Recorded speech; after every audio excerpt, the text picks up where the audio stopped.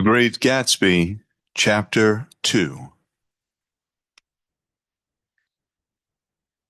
About halfway between West Egg and New York, the motor road hastily joins the railroad and runs beside it for a quarter of a mile, so as to shrink away from a certain desolate area of land.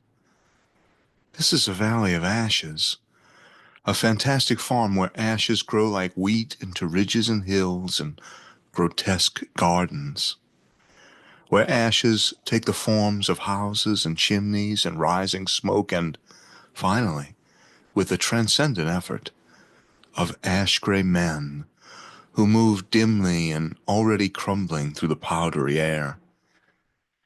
Occasionally a line of gray cars crawls along an invisible track, gives out a ghostly creak, and comes to rest, and immediately the ash-gray men swarm up with leaden spades and stir up an impenetrable cloud, which screens their obscure operations from your sight.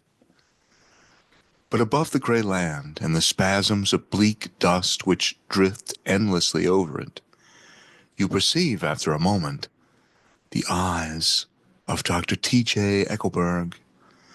The eyes of Dr. T.J. Eckelberg are blue and gigantic.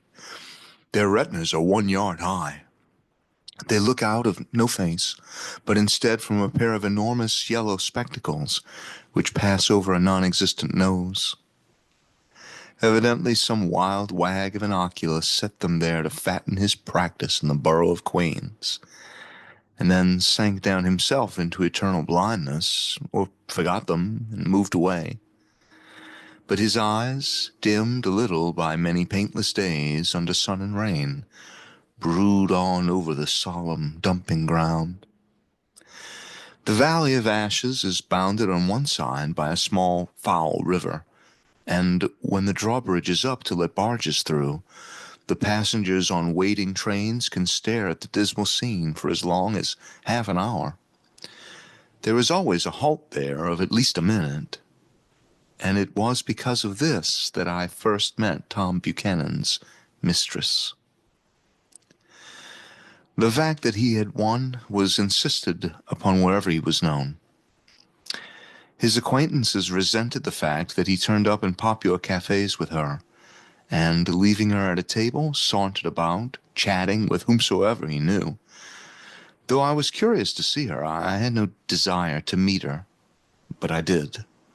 I went up to New York with Tom on the train one afternoon, and when we stopped by the ash heaps, he jumped to his feet, and taking hold of my elbow, literally forced me off the car.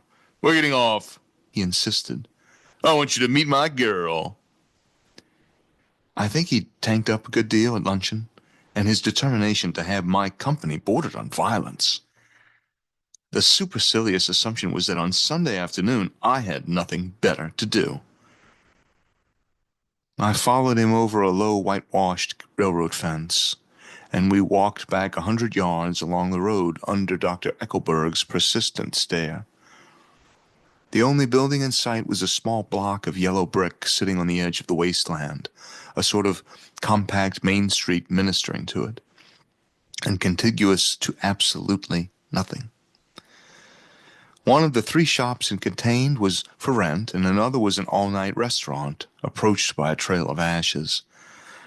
The third was a garage, repairs, George B. Wilson, cars bought and sold, and I followed Tom inside.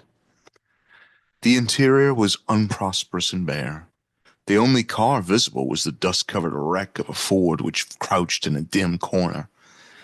It had occurred to me that this shadow of a garage must be a blind, and that sumptuous and romantic apartments were concealed overhead, when the proprietor himself appeared in the door of an office, wiping his hands on a piece of waste.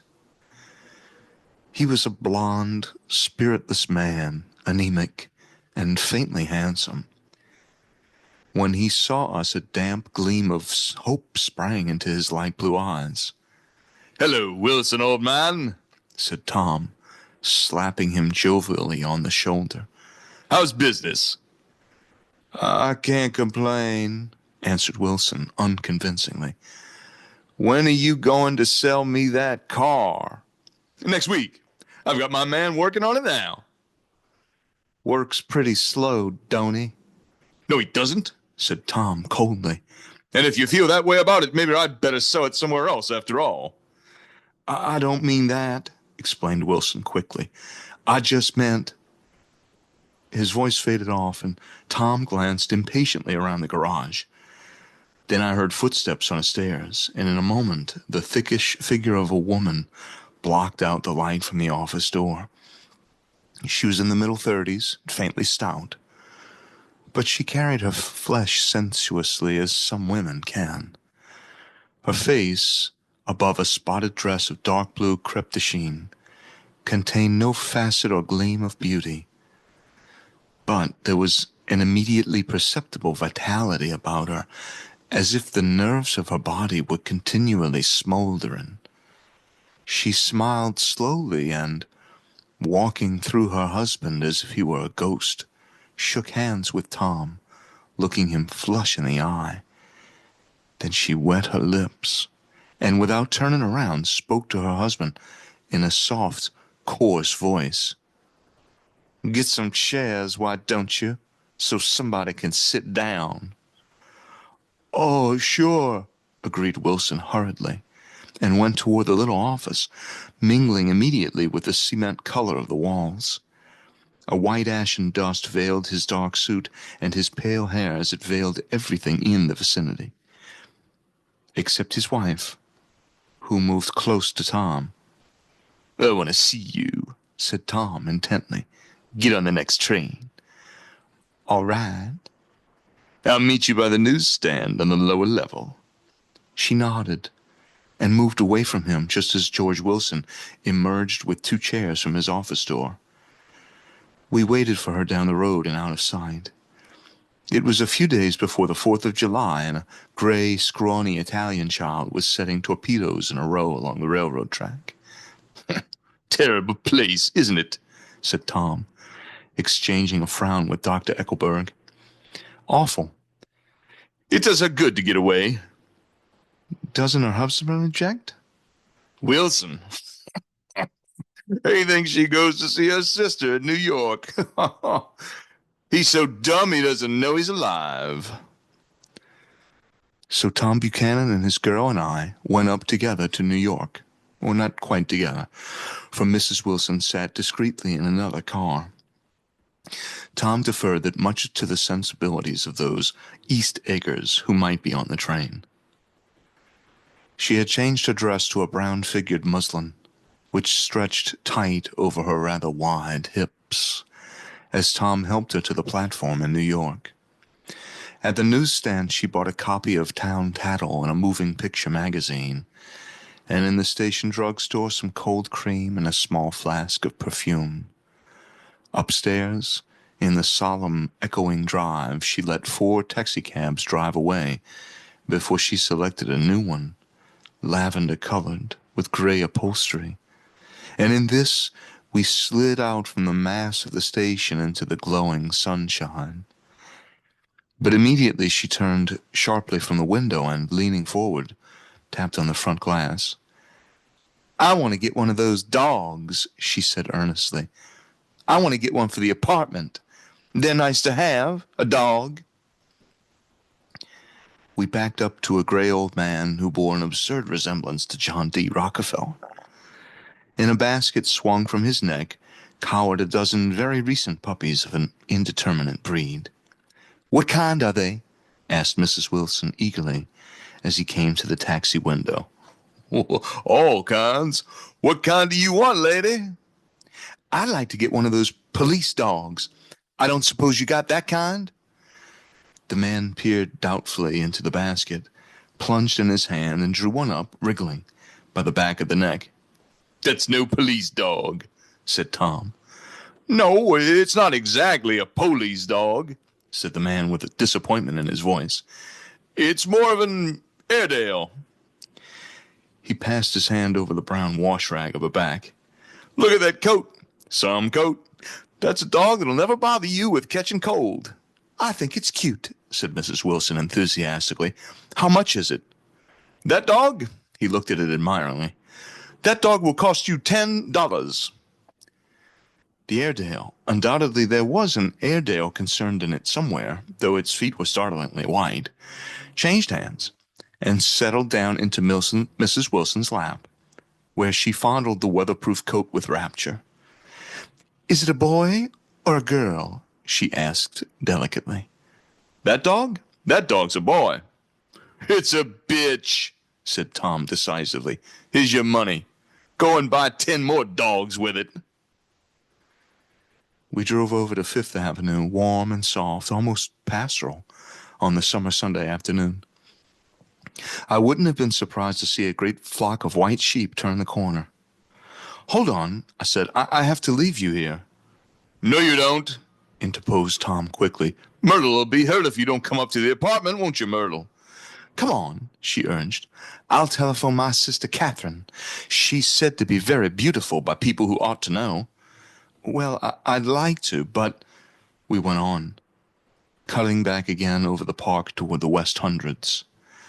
At 158th Street, the cab stopped at one slice in a long white cake of apartment houses.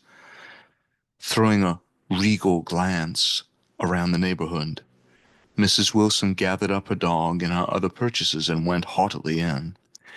"I'm going to have the McKees come up," she announced as we rose in the elevator. "And, of course, I got to call up my sister, too." The apartment was on the top floor. A small living room, a small dining room, a small bedroom, and a bath. The living room was crowded to the doors with a set of tapestried furniture entirely too large for it, so that to move about was to stumble continually over scenes of ladies swinging in the gardens of Versailles. The only picture was an over-enlarged photograph, apparently a hen, sitting on a blurred rock. Looking at from a distance, however, the hen resolved itself into a bonnet, and the countenance of a stout old lady beamed down into the room. Several old copies of Town Tattle lay on the table together with a copy of Simon Called Peter and some of the small scandal magazines of Broadway. Mrs. Wilson was first concerned with the dog. A reluctant elevator boy went for a boxful of straw and some milk, to which he added on his own initiative a tin of large, hard dog biscuits, one of which decomposed apathetically in the saucer of milk all afternoon. Meanwhile, Tom brought out a bottle of whiskey from a locked bureau door. "I have been drunk just twice in my life, and the second time was that afternoon. So everything that happened has a dim, hazy cast over it, although until after 8 o'clock the apartment was full of cheerful sun." Sitting on Tom's lap, Mrs. Wilson called up several people on the telephone. Then there were no cigarettes, and I went out to buy some to the drugstore on the corner. When I came back, they had both disappeared, so I sat down discreetly in the living room and read a chapter of Simon Called Peter. Either it was terrible stuff or the whiskey distorted things, because it didn't make any sense to me. Just as Tom and Myrtle, after the first drink, Mrs. Wilson and I called each other by our first names, reappeared, company commenced to arrive at the apartment door. The sister, Catherine, was a slender, worldly girl of about 30, with a solid, sticky bob of red hair and a complexion powdered milky white. Her eyebrows had been plucked and then drawn on again at a more rakish angle, but the effects of nature toward the restoration of the old alignment gave a blurred air to her face. When she moved about, there was an incessant clicking as innumerable pottery bracelets jingled up and down upon her arms. She came in with such a proprietary haste and looked around so possessively at the furniture that I wondered if she lived there. But when I asked her, she laughed immoderately, repeated my question aloud, and told me she lived with a girlfriend at a hotel. Mr. McKee was a pale, feminine man from the flat below. He had just shaved, for there was a white spot of lather on his cheekbone, and he was the most respectful in his greeting to everyone in the room. He informed me that he was in the artistic game, and I gathered later that he was a photographer and had made the dim enlargement of Mrs. Wilson's mother, which hovered like an ectoplasm on the wall. His wife was shrill, languid, handsome, and horrible. She told me with pride that her husband had photographed her 127 times since they had been married. Mrs. Wilson had changed her costume some time before and was now attired in an elaborate afternoon dress of cream-colored chiffon, which gave out a continual rustle as she swept about the room. With the influence of the dress, her personality had also undergone a change.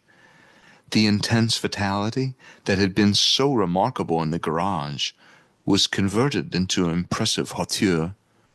Her laughter, her gestures, her assertions became more violently affected moment by moment, and as she expanded, the room grew smaller around her, until she seemed to be revolving on a noisy, creaking pivot through the smoky air. "My dear," she told her sister in a high, mincing shout, "most of these fellows will cheat you every time. All they think of is money. I had a woman up here last week to look at my feet, and when she gave me the bill, you'd have thought she had my appendicitis out." "What was the name of the woman?" asked Mrs. McKee. "Mrs. Eberhardt. She goes around looking at people's feet in their own homes." "I like your dress," remarked Mrs. McKee. "I think it's adorable." Mrs. Wilson rejected the compliment by raising her eyebrow in disdain. "It's just a crazy old thing," she said. "I just slip it on sometimes when I don't care what I look like." "But it looks wonderful on you, if you know what I mean," pursued Mrs. McKee. "If Chester could only get you in that pose, I think he could make something of it." We all looked in silence at Mrs. Wilson, who removed a strand of hair from her eyes and looked back at us with a brilliant smile. Mr. McKee regarded her intently with his head on one side, and then moved his hand back and forth slowly in front of his face. "I should change the light," he said after a moment. "I'd like to bring out the modeling of the features, and I'd try to get hold of all the back hair." "I wouldn't think of changing the light," cried Mrs. McKee. "I think it's—" Her husband said, "Shh," and we all looked at the subject again, whereupon Tom Buchanan yawned audibly and got to his feet. "You McKees have something to drink," he said. "Get some more ice and mineral water, Myrtle, before everyone goes to sleep." "I told that boy about the ice." Myrtle raised her eyebrows in despair at the shiftlessness of the lower orders. "These people, you have to keep after them all the time." She looked at me and laughed pointlessly. Then she flounced over to the dog, kissed it with ecstasy, and swept into the kitchen, implying that a dozen chefs awaited her orders there. "I've done some nice things out on Long Island," asserted Mr. McKee. Tom looked at him blankly. "Two of them we have framed downstairs." "To what?" demanded Tom. "Two studies. One of them I call Montauk Point, the gulls, and the other I call Montauk Point, the sea." The Sister Catherine sat down beside me on the couch. "Do you live down on Long Island, too?" she inquired. "I live at West Egg." "Really?" "I was down there at a party about a month ago at a man named Gatsby's." "Do you know him?"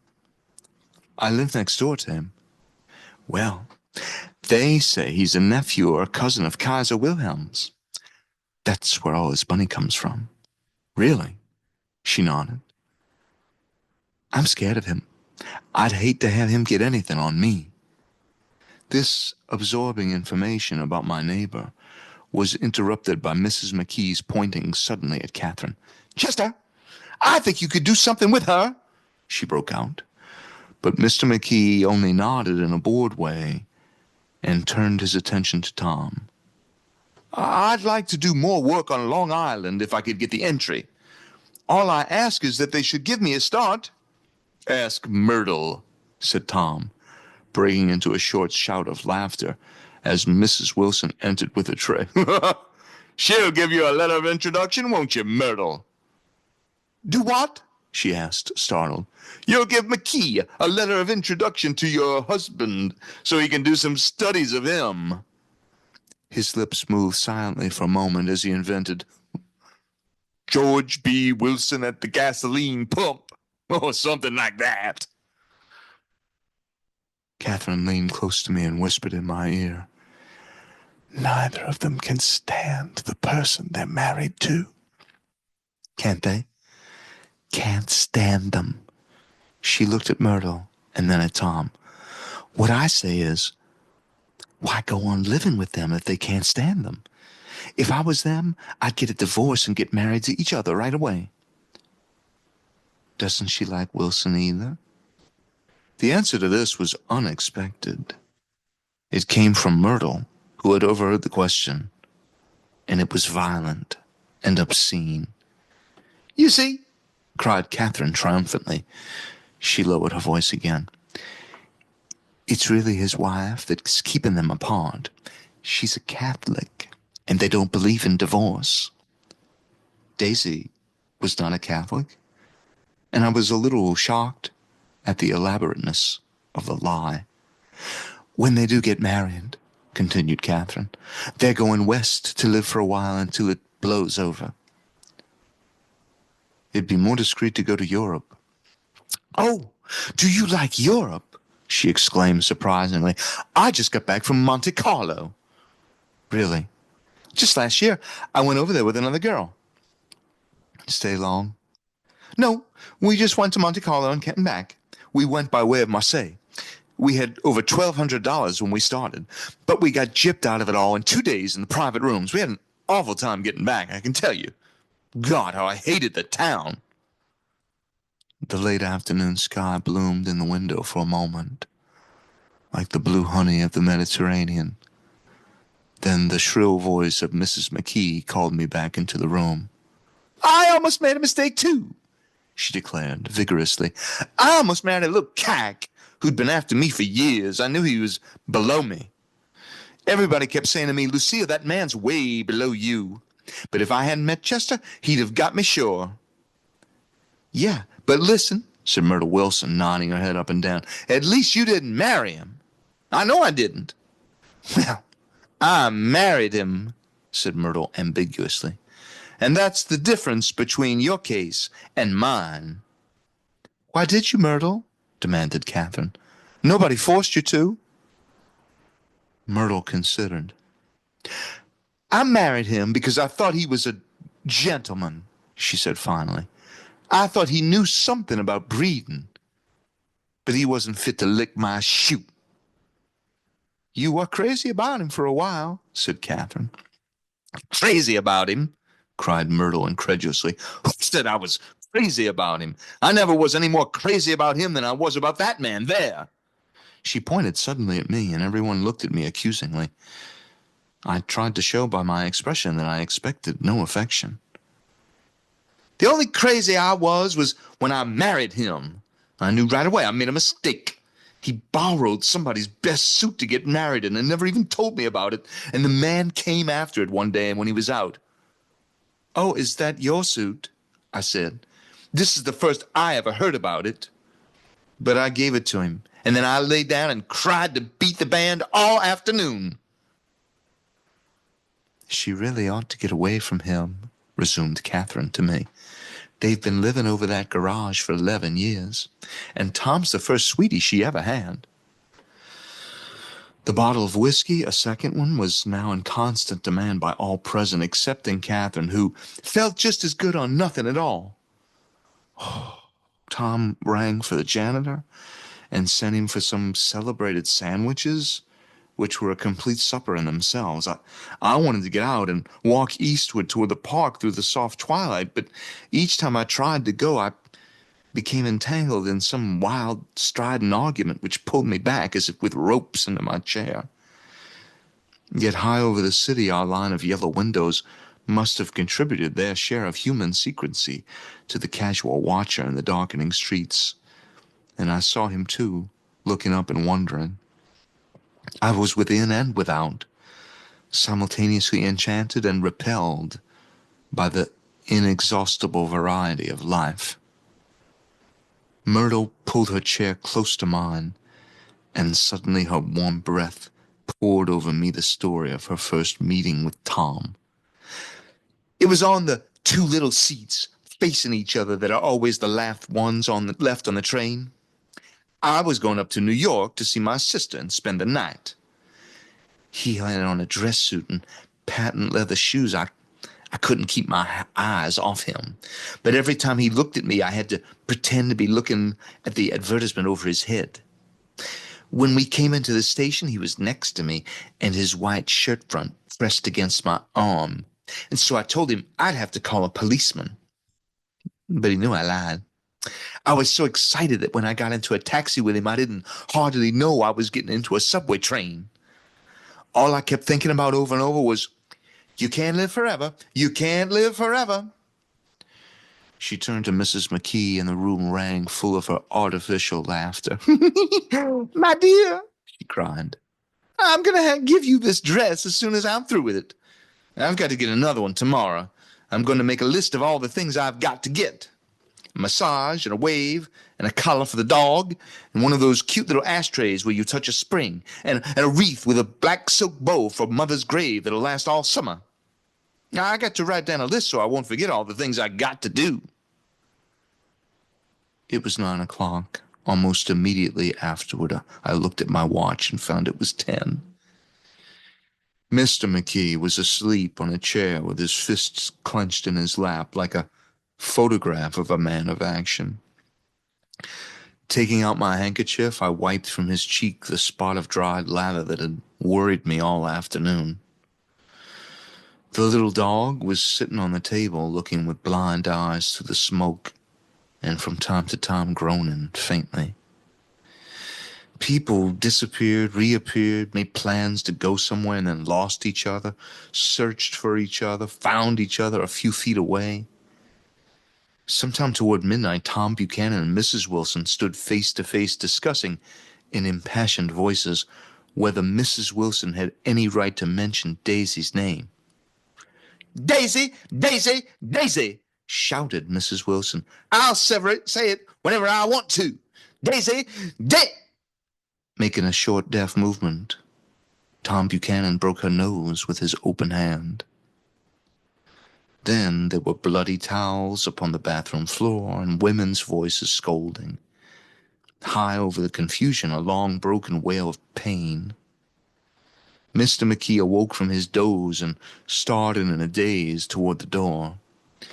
When he had gone halfway, he turned around and stared at the scene. His wife and Catherine scolding and consoling as they stumbled here and there among the crowded furniture with articles of aid, and the despairing figure on the couch, bleeding fluently, trying to spread a copy of Town Tattle over the tapestry scenes of Versailles. Then Mr. McKee turned and continued on out the door. Taking my hat from the chandelier, I followed. "Come to lunch someday," he suggested, as we groaned down in the elevator. "Where?" "Anywhere." "Keep your hands off the lever," snapped the elevator boy. "I beg your pardon," said Mr. McKee with dignity. "I didn't know I was touching it." "All right," I agreed. I'll be glad to." I was standing beside his bed, and he was sitting up between the sheets, clad in his underwear, with a great portfolio in his hands. Beauty and the Beast, Loneliness, Old Grocery Horse, Brook Bridge. Then I was lying half asleep in the cold lower level of the Pennsylvania station, staring at the morning Tribune and waiting for the 4 o'clock train.